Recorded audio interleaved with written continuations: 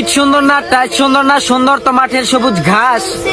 ঘাসের বুকে এক ক্রিকেট খেলোয়াড় এক তামিম ইকবাল আছে, যে হেরে যাওয়া ম্যাচকে ভাঙা হাতে জিতানোর দেয় আত্মবিশ্বাস।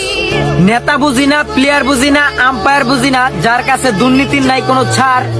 বাংলাদেশে এক অলরাউন্ডার সাকিব আল হাসান আছে, যে চিতা নয়, সিংহ নয়, পুরো এক রয়্যাল বেঙ্গল টাইগার।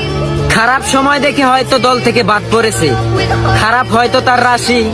হ্যাঁ, আমি এক মাহমুদুল্লাহ রিয়াদের কথা বলছি, যে কিনা হাজারো বাঙালির চোখে জল আসার পরেও তাদের মুখে ফুটিয়েছে হাসি। খাদ্য ছিল না, বাসস্থান ছিল না, ছিল না পরার মতো বস্ত্র। বাংলাদেশে এক কাটার মুস্তাফিজ আছে, যে হাজারো বাঙালির যুদ্ধের এক অস্ত্র। সমালোচনার চোখে পড়েছে, চোখের জল ছেড়েছে, অনেক কষ্টের পর তার মুখে হাসি ফুটেছে আবার। সে আর কেউ না, তাসকিন আহমেদ, যে এখন বাংলার ক্রিকেটে এক নাম্বার ইনসুইঙ্গের বোলার। কিপিং সহ ব্যাটিংটা সে ভালোই করে, চিকি করতে গিয়ে আউট হলে সে সহ বাঙালি সবাই পায় কষ্ট।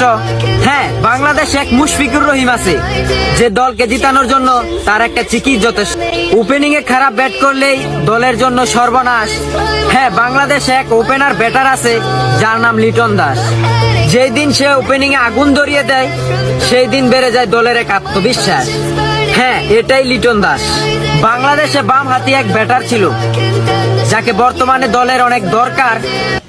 হ্যাঁ, আমি ওই প্লেয়ার কথা বলছি, যার নাম সৌম্য সরকার। স্বপ্ন দেখেছে বাঙালি তাকে ঘিরে, আবার আসবে সৌম্য সবার মাঝে ফিরে। বয়সটা কম হলেও সে কাউকে পায় না ভয়।